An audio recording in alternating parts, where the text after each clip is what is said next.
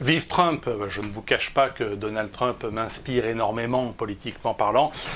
C'est un personnage qui aujourd'hui est promis à une défaite électorale totale en 2020. Tous les sondages le donnent battu à plate couture. Il faut dire que l'économie est par terre et que le critère principal de mobilisation ou de démobilisation de l'électorat américain se fait en fonction de la situation économique. L'économie étant aujourd'hui complètement détruite, le coronavirus ayant aggravé considérablement la situation, eh bien Trump est quasiment assuré de sa défaite. Alors il faut quand même relativiser cette certitude puisque déjà en 2016, il a été battu de 3 200 000 voix par Hillary Clinton. Là on attend à ce qu'il soit battu en termes de voix de 4 millions à 5 millions de voix, mais malgré cela, il peut quand même l'emporter puisque ça ne fonctionne pas par le nombre de voix, mais ça fonctionne par le nombre de représentants dans chaque État qui vont voter ensuite pour lui.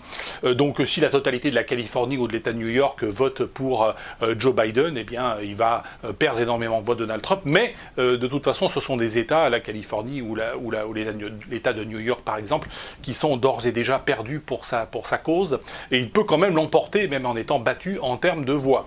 Ce qu'il faut savoir aussi, c'est que la crise du coronavirus a mis l'économie par terre, et on peut l'imputer à Donald Trump, on peut l'imputer aussi en partie aux démocrates. N'oublions pas qu'au début du confinement, Donald Trump a dit la solution risque d'être pire que le mal. Alors ça lui a plutôt porté préjudice dans un premier temps, et puis dans un deuxième temps, quand on s'est aperçu qu'aux États-Unis il n'y avait pas autant de morts que cela, puisqu'il y a aujourd'hui 180 000 morts dans un pays de plus de 350 millions d'habitants, ce qui correspond à peu près au taux que nous avons en France. Nous avons 31 000 morts dans un pays de près de 70 millions d'habitants, donc c'est pratiquement la même proportion. Donc il n'y a pas une surmortalité si importante que cela aux États-Unis, et c'est imputable très largement aussi au confinement. La destruction de l'économie est imputable très largement au confinement qui a été décidé par des gouverneurs démocrates dans les différents États américains concernés.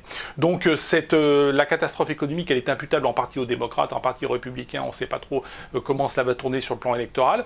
Et puis on a également les émeutes liées à la mort de George Floyd. Ces émeutes qui aujourd'hui ont pris des proportions tout à fait considérables, puisqu'un certain nombre de policiers ont été exécutés dans la rue, un certain nombre d'enfants blancs ont également été tués. On n'en parle pas beaucoup, mais enfin on en parle quand même aux États-Unis. Un certain nombre de personnes ont été tuées en raison de leur race, et notamment des personnes de race blanche, de race caucasienne ou arienne. Donc voilà, donc aujourd'hui aux États-Unis, les émeutes et le désordre lié à cet événement qui est la mort de George Floyd agace un certain nombre d'Américains qui peuvent se mobiliser en disant les démocrates, s'ils prennent le pouvoir, ça va être la chienlit, comme on disait à la grande époque, et peuvent aussi bien dans un sursaut voter pour Donald Trump en disant au moins c'est le gars qui restaure l'ordre et la sécurité. Et l'ordre et la sécurité, c'est important, l'économie c'est important, mais l'ordre et la sécurité c'est une fonction régalienne, c'est une fonction également très importante. Et puis enfin, il y a un facteur qui peut faire gagner Donald Trump, c'est son adversaire, Joe Biden, qui est à 77 ans, qui est à peine plus vieux que lui, mais qui fait beaucoup plus vieux et qui est bien plus diminué que lui physiquement et psychiquement. C'est quelqu'un qui a des pertes de mémoire, Joe Biden. C'est quelqu'un qui a du mal à aligner trois phrases sans faire de faute et sans perdre le fil de sa pensée. Donc c'est très très problématique, ce type de personnage. Joe Biden qui était déjà congressman, qui était déjà membre du Congrès en 1972.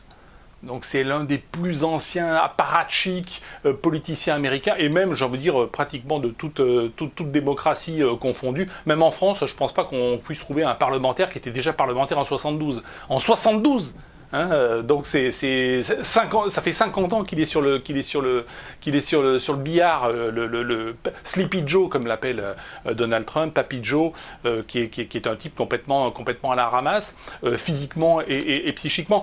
Et donc on se demande même si les démocrates l'ont pas fait exprès pour perdre. Et c'est aussi un petit peu le sens de cette vidéo. Et donc je vais analyser la défaite ou la victoire de Donald Trump. Dans tous les cas, je pense que ça peut être très très positif pour la cause identitaire, puisque Trump se déclare lui-même comme étant un nationaliste, un identitaire, pour la cause identitaire européenne et mondiale. Trump, vive Trump, c'est parti.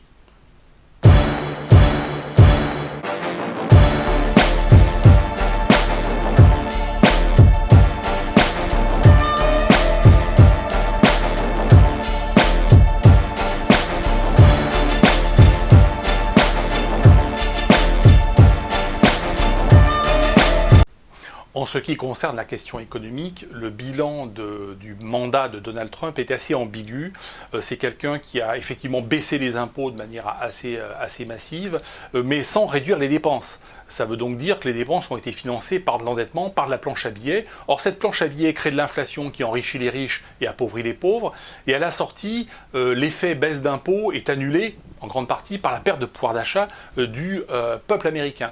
Alors c'est une politique qui est menée depuis 1971, donc c'est très ancien, depuis la non-convertibilité en or du dollar décidée par Nixon le 15 août 1971. Eh bien le dollar a cessé de se déprécier. À l'époque, il fallait 35 $ pour une once d'or. Aujourd'hui, il faut 1900 $ pour une once d'or. Donc le dollar s'est considérablement dévalué par rapport à l'or, et ce qui crée effectivement une perte de pouvoir d'achat pour l'ensemble des Américains, notamment des plus pauvres. Et de la classe moyenne. Donc le bilan économique de Trump, il est ambigu. C'est avec jusqu'avant le coronavirus, il y avait plutôt peu de chômage chez les Blancs, mais également dans les minorités. Il n'y a jamais eu aussi peu de chômage, par exemple, chez les Noirs américains, chez les Afro-américains. Donc c'est à mettre au crédit, entre guillemets, de la politique de Trump et de sa politique de relance. Mais du fait de la crise du coronavirus, de toute façon, toute l'économie américaine, comme toute l'économie mondiale, est complètement par terre. Et là, effectivement, si on retient le seul critère économique, les Américains qui avaient voté Trump en 2016, ne se mobiliseront pas pour aller voter Trump, peut-être même que certains iront voter carrément pour Joe Biden, pour le camp démocrate, pour le faire perdre. Normalement, quand l'économie est par terre, le candidat sortant perd l'élection. Ça, c'est le critère économique, c'est le critère numéro 1. Après, il y a la question identitaire. Et c'est vrai que Trump se présente comme un candidat tout à fait identitaire, qui défend la cause blanche.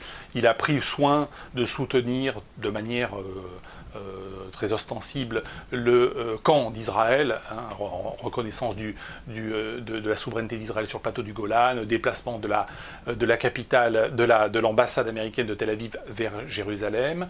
Voilà, donc il a apporté ce soutien de manière à ne pas passer non plus pour un nazi.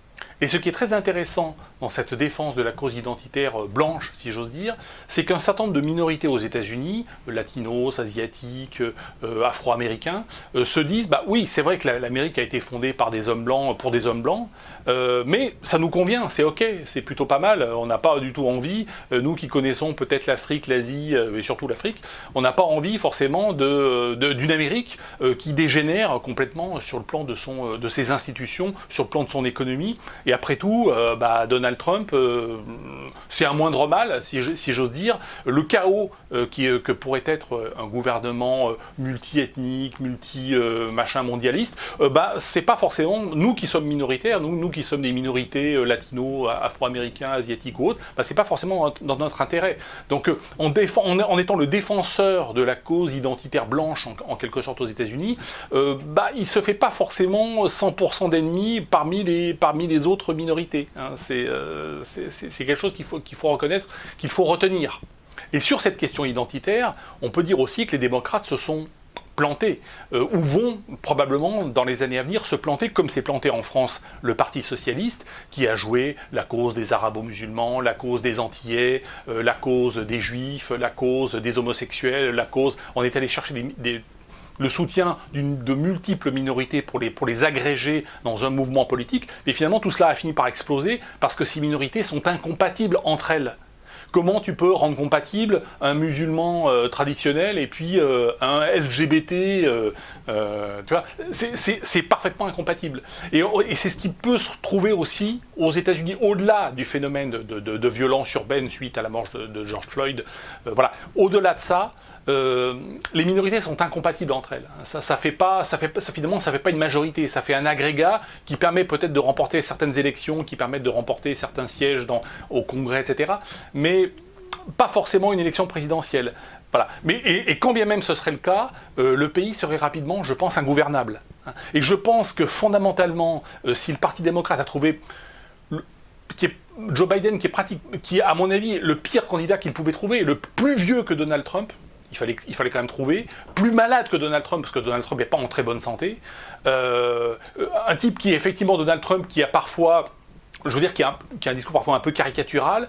Lui, Biden, il n'a pas un discours caricatural, il a un discours qui est carrément incohérent, parce qu'il a des pertes de mémoire, et donc il s'arrête au milieu de son discours, et il part sur autre chose.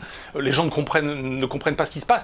C'est pratiquement le pire candidat. Je pense que, alors, c'est de la prospective, je ne veux pas être parano, j'ai presque l'impression qu'ils l'ont fait exprès, en se disant, s'il gagne, de toute façon, et que l'économie de toute façon est ingérable, et que le pays sera ingérable, et va aller vers des émeutes et vers des violences, on dira c'est la faute d'un vieil homme blanc qu'on appelle Joe Biden. Et s'il échoue, s'il est battu par Donald Trump, on dira oui, mais parce que le candidat était mauvais. Donc je pense que les démocrates ont choisi ce candidat, parce que ne me dites pas que dans le Parti démocrate américain, il n'y a pas, on ne pouvait pas trouver des hommes un peu plus dynamiques que Joe Biden. Enfin, c'est absolument hallucinant. Ou des femmes, hein, ça aurait pu être un homme, une femme, peu importe. Là, on a vraiment trouvé le pire du pire du pire du pire des apparatchiks, congressman depuis 72. Moi, je pense que c'est en partie fait exprès. Alors, en ce qui concerne la victoire ou la défaite de Donald Trump, je pense que dans un cas comme dans l'autre, c'est une bonne chose. S'il l'emporte, il ne va pas l'emporter sur l'économie parce que l'économie est par terre, il va l'emporter sur la question identitaire. Et ça veut donc dire qu'il avait raison sur le plan identitaire de défendre effectivement l'Amérique des hommes blancs, c'est eux qui ont fait l'Amérique, et que même un certain nombre de minorités l'ont soutenu dans cette logique-là. Donc c'est une victoire identitaire. Et s'il perd, ce sont les démocrates qui vont se retrouver à gérer une crise économique épouvantable, qui est x10 par rapport à ce qu'on a connu en 2008, et même par rapport à ce qu'on a connu dans les années 30 lors de la crise de 29, parce que la crise économique qui s'amorce, elle va être absolument dévastatrice au niveau mondial. L'épargne des Américains va être complètement détruite, l'épargne des Français va être complètement détruite, c'est pour ça que j'ai créé Obonas Bank, qui fonctionne très bien, qui tourne, donc là c'est la petite page de pub, mais globalement, on va vers une catastrophe absolument cataclysmique. Donc dans un cas comme dans l'autre, qu'on soit dans le cas d'une victoire ou dans le cas d'une défaite de Donald Trump, je pense que c'est pas forcément une mauvaise chose, et je pense qu'on va tirer quelque part notre épingle du jeu. Et ça, il faut en tirer une leçon de la posture de Donald Trump, et je pense que Trump, finalement, c'est le prototype du leader identitaire, intelligent, qui fait de la provoque, mais de la provoque contrôlée. C'est un Le Pen qui a réussi, hein, quelque part Donald Trump. Hein. C'est Le Pen sans la haine.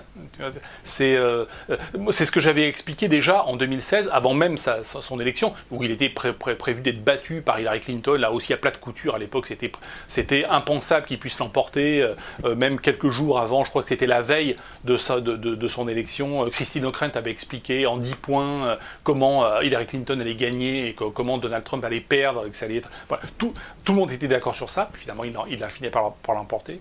La conclusion de cette vidéo, c'est qu'il ne faut pas mettre son drapeau dans sa poche. Nous sommes des francs, nous ne sommes pas des soumis, nous allons nous battre. Commandant Aubenas aujourd'hui, demain consul Aubenas, hein, c'est dans les cartons. Ça se fera pas par un putsch, hein, je vois les petits commentaires, vous allez faire un putsch. Non, ça fonctionne pas comme ça. Il faut être intelligent, il faut être beaucoup plus fin. Hein. Mais le vent de l'histoire souffle dans nos voiles, hein, il va dans notre sens. Et la Macronie, le système Soros, le système démocrate américain, socialiste français à la Macron est en train de crever, est en train de s'écrouler. L'agrégation des minorités, hein, des petits votes minoritaires, c'est en train de s'écrouler. Hein. C'est quoi le projet minoritaire pour la France ou pour l'Amérique, hein? C'est que la France soit un pays gouverné comme les pays africains ou comme les pays arabo-musulmans. Il y a combien de démocraties dans les pays arabo-musulmans? Voilà, donc ce sont des gens qui n'ont pas de modèle, hein, fondamentalement. Nous avons un modèle de démocratie authentique et de société authentiquement libérale sur le plan économique, mais authentiquement conservatrice sur le plan anthropologique. Voilà. Donc voilà ce que je pouvais dire sur Vive Trump, Trump exemplaire. Merci à toutes et à tous, et je vous dis à bientôt.